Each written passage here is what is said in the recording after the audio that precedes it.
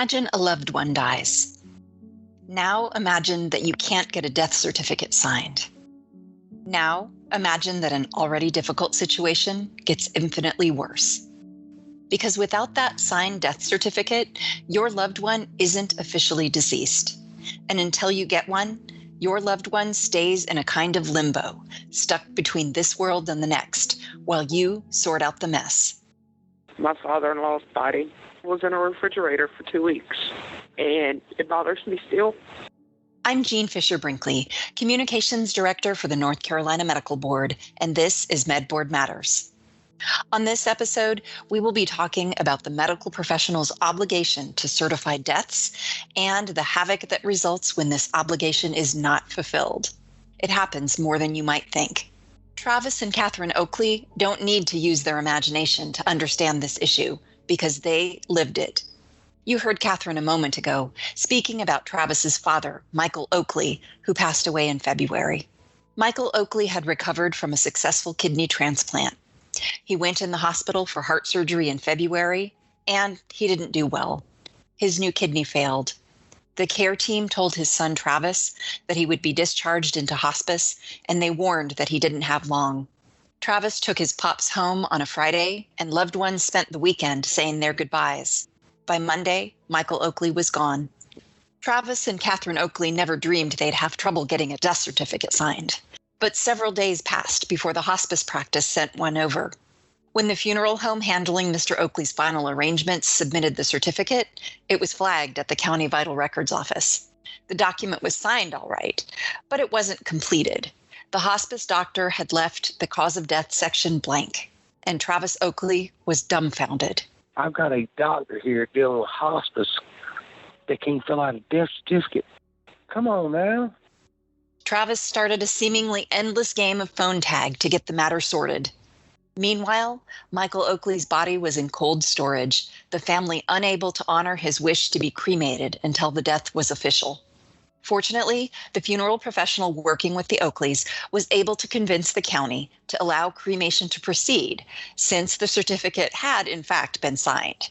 The county agreed to accept a fully completed certificate at a later time. But the story doesn't end there.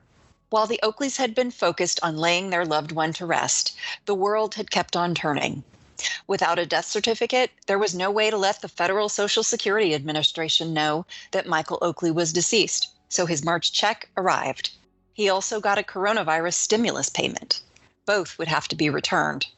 Travis found he also needed a death certificate to access his father's bank accounts, so he was unable to tap the money his pops had set aside for final expenses. The Oakleys ended up using their own coronavirus stimulus check to pay the funeral home. Logistically, it was just a complete nightmare. It took 1 month and 3 days, but the Oakleys did eventually get a completed and signed death certificate. That allowed them to settle Michael Oakley's affairs. It was an emotionally and mentally exhausting time that Travis and Catherine will never forget. And they are hardly the only ones who have been through such an ordeal. It's difficult to say how often the system fails. In fact, most of the time there's no issues with death certificates. Still, everyone involved, from North Carolina Vital Records, which registers deaths, to funeral directors across the state, agree that reliably obtaining completed and signed death certificates is a problem. The North Carolina Medical Board regularly hears from family members and funeral professionals about this, which is why we are dedicating this episode of MedBoard Matters to the topic. It is the board's hope that highlighting the problems that arise will encourage more medical professionals to do their part when the request to certify a death comes to them. In the Oakleys case, the death certificate was signed but not completed. An even more common situation the medical board sees is where no one is willing to sign the death certificate at all. Often when this happens, the decedent passed away at home of natural causes. They may not have been in active treatment for a medical issue. They may not have visited a medical provider for several months or even years. In these situations, the deceased may go straight to a funeral home where a funeral professional will identify the decedent's physician of record and send a request to complete a death certificate.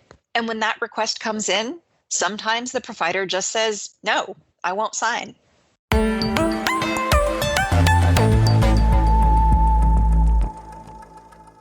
I've asked Dr. Karen Burke-Haynes, who is Chief Medical Officer for the North Carolina Medical Board, to help shed some light on the clinician perspective and help clarify what signing a death certificate involves. Dr. Haynes, thank you so much for joining me today. Thank you so much for the opportunity to talk with you about this topic. I think when a medical professional declines to sign a death certificate, surviving family members are really surprised. They just don't understand why a provider would refuse. I'd like to start by asking you to talk me through some of the reasons why a clinician may be reluctant. Well, Jane, this topic comes up with some degree of frequency where our licensees express dismay at being put in a position to sign a death certificate. It doesn't happen often, but it happens often enough in cases where they have perhaps a distant relationship with the decedent. Perhaps that individual has not been seen by in their office. Perhaps it is a concern that it was an unwitnessed event. And so there's a reluctance to engage this work from the perspective of accuracy. Do I really understand what happened here? Is this a process where accuracy is absolutely required of me? And in which case, licensees naturally push back from that if they're not 100% certain about the cause of death. Mm-hmm. And that makes absolute sense. Frequently, when we do hear from family members, the situation is often that the loved one died at home unattended, so there were no medical professionals involved. They were simply discovered at home. And then the next thing the clinician knows, the request to sign the death certificate arrives. And they may feel sort of stumped, like, I really have no idea why this patient died. Let's talk a little bit about death certificates and what the clinician who is signing the death certificate, is actually being asked to do. Well, clinicians are being asked to make a reasonable estimation of a probable or presumed cause of death. And so you can imagine a clinician is in their office, they're in their diagnostic mode, they're seeing patients. At some point during the course of the day, a request is presented of them. And so in that moment, that mindset of needing data, needing a framework, needing context in order for them to offer an opinion is the model that I think most of our licensees would immediately adopt in the course of trying to give an answer to this question, particularly in those deaths that are unwitnessed, unattended events. Right. So they're wanting to know information. There's perhaps even a sense of overwhelm. You have a busy clinic, and there's this additional information that you need in order to offer a reasonable opinion. So one of the places that you can start is by going to the medical record, turning pages and maybe gathering some insights from that. There could be statements made by those first responders who may have come on site. There might be some information there, and also information perhaps even from family members who could help walk them through that part of the experience. And you know, Jean, I think part of what has to happen in that moment, as I'm describing this clinical way of approaching it, is encouraging our licensees to pause for a moment and shift gears from one of perhaps, let's say, scientist accuracy, data-driven response to one of administrative responsibility and a task that's more rooted in how do I move into a space of helping this family bring some closure to this matter. Yes, I think that's very true. I don't know if clinicians are aware of this, but if they decline to sign the death certificate, it won't automatically be referred to, for example, the county medical examiner. The county medical examiners are overloaded. They have specific criteria for the types of deaths that they are responsible for investigating. So frequently, it causes delays, and sometimes those delays can last weeks to months, and they have real consequences for families. They prevent funeral proceedings from going forward. They cause difficulties closing estates or submitting insurance claims, and it truly causes headache and heartache and just a bureaucratic snarl that no one would wish to deal with. Jean, you're right. There is often this assumption that the medical examiner can pursue this and help with coming up with an accurate reflection of what happened with the patient in question. And I do believe, as you've pointed out, there is simply not a system in place that could possibly handle the volume that would be generated from this. Private autopsies are incredibly expensive and typically have to be generated by the desire and the will and wish of the family. So it's not a solution. We're still back to managing the fundamental requirement, expectation, and legal obligation to offer an opinion. I think it's difficult to get that word out to licensees. People may have trained in other states. They may have been fortunate enough not to have been caught in this dilemma of being the person tagged to complete this final service to a former patient. There's so many reasons why a licensee might feel caught off guard by having to do this. Understanding, first of all, that it's the law is perhaps the most important thing. The second, we've talked about this, but the idea that we are not looking for precision, but a reasonable conclusion of the matter. I think it's important that we support and help licensees recognize that they can step out of that space and really just take a moment to understand that this is administrative, and in failing to do that part of it, it creates, as you've just pointed out, so much in the way of snarl and entanglement for the family. Right. I'm just going to underscore that point that, for the record, the death certificate is a legal document. It's not a scientific document.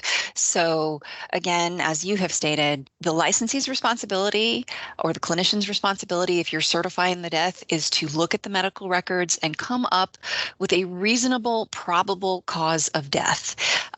You don't have to be, quote unquote, right. Obviously, we understand, people like to be right, but at the end of the day, this is just a legal process that you need to play your part and help things move along so that there can be closure. Absolutely. I think once again, we here at the board really are very clear about the sense of responsibility that our licensees bring to the table when they have tasks to complete. We honor that, we respect that, we acknowledge that, and again, the purpose of our discourse is really to help help with understanding that can facilitate and honor a genuine desire to do the right thing by licensees, to help them to understand that the primary purpose is administrative, the driving factor is law, and the point of compassion is the sympathy that we extend to the families of the deceased to get this thing done in a timely manner. Thank you for that. I want to mention just a couple of things that licensees may not be familiar with that may help them feel better about the responsibility. One is that if you are a physician, it doesn't necessarily have to be you who personally certifies the death. North Carolina law does allow for either a nurse practitioner or a physician assistant to complete the death certificate in your stead. So this is a task that can be delegated under the law, which may help. The other thing is a more recent change, and that is something that the medical board supported, and I believe it was 2019, the 2019 legislative session, but the board supported a change in the law that offers civil protection from liability. So if there is a situation where a clinician certifies a death and then that cause of death is disputed, that they cannot be held civilly liable if, in fact, the death is found to have been, the cause of death is otherwise than the clinician determined. So I think those are a couple of things that might offer some solace. Jean, you've mentioned a really important point, and I do believe in one of the comment periods when we most recently revised the position statement on death certificate, which is found on signing of death certificates, found on the board's website, that concern was voiced by a handful of licensees who are concerned about certifying and having that process of certification put them in a situation where they'll be liable for some sort of legal action. And so that is very reassuring to know that there is protection in that sense. Another thing that may offer some encouragement to clinicians is that the state is in the process of introducing an electronic death registration system. So that would allow clinicians who certify deaths to complete the death certificate online, reducing just the paper burden. Do you think that that's something that would be more attractive to at least some clinicians? I certainly think that it would address some of the scenarios that we've experienced where the document itself is misplaced or it has to circulate through an office. For instance, when a provider might be on vacation, away for whatever reason, there are times when the identified licensee, whether that be a PA or an MDDO, is never aware that there is a paper document circulating around the office in some location that they're responsible for signing. I certainly think in the context of an electronic health record, or perhaps it'll be an individual, a separate notification system, it might introduce a solution, a very real and viable solution to some of the scenarios that we see that wind up being brought to our attention. Okay. Well, we'll see. I mean, as I understand, the state is going to be extending, they're in the pilot phase now. They are rolling it out to all 100 counties. So I believe by the end of this calendar year, online death registration should be available to anyone potentially in the state who would be certifying a death. So hopefully that will ease some of the administrative burden, because that is a real concern for our licensees. Is there anything else that you would like to add?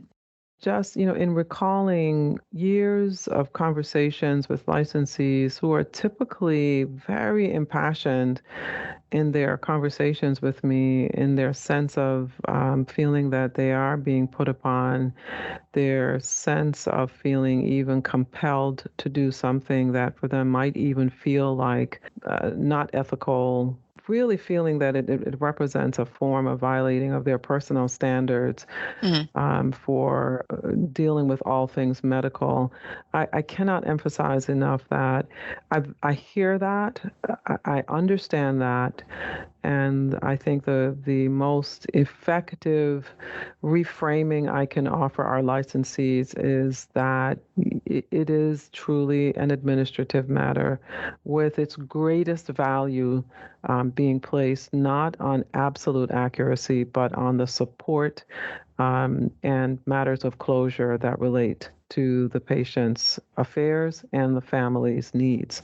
Shift the thinking, reframe it, and reassured that there are some legal protections, and move on. Mm-hmm. Well, thank you very much. I greatly appreciate your time. Thank you, Jane, for the opportunity to speak with you.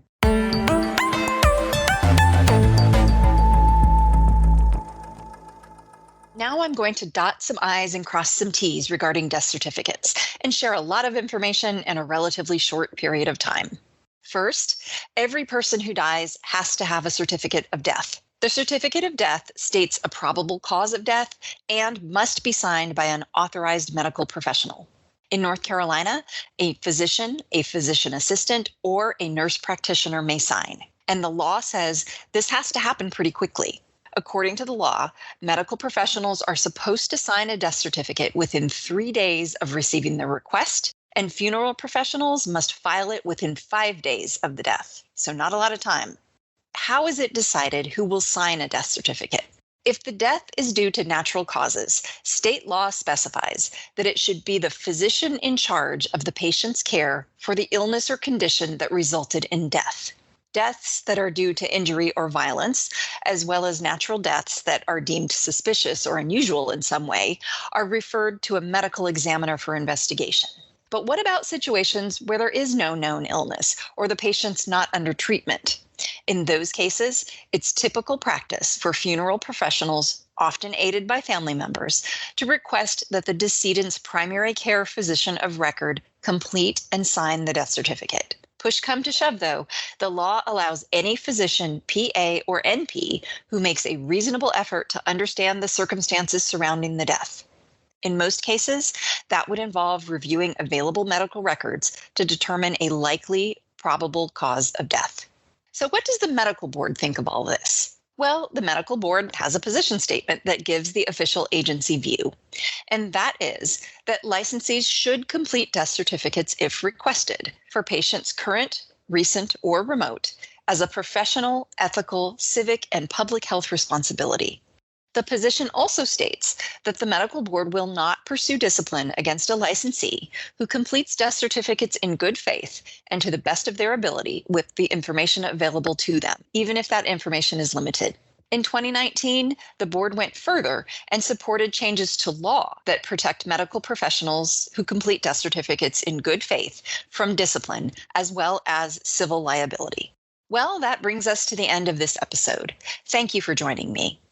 I hope we've shed some light on a difficult issue and given medical professionals some fresh insight into the critical role they play in certifying deaths. I asked the Oakley family what message they had for the physicians and other medical certifiers in our listening audience. Here's what they had to say. We're not cattle. We're not numbers. We're not charts. We're people. We are families. Even when somebody dies, they are human. If it was your father-in-law or your son or your daughter or your mom, how would it make you feel to know that one of your colleagues in your profession can't sign a death certificate properly? Amen. Many thanks to the Oakleys for sharing their story. If you'd like to learn more about death certification in North Carolina, we have included links to various documents and resources on the MedBoard Matters show page, which you can access at ncmedboard.org. As always, if you have comments or questions about this podcast, please email us at podcast@ncmedboard.org. I hope you will join me again.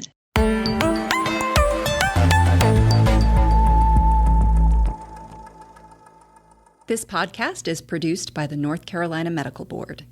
The North Carolina Medical Board exists for the benefit and protection of the people of North Carolina.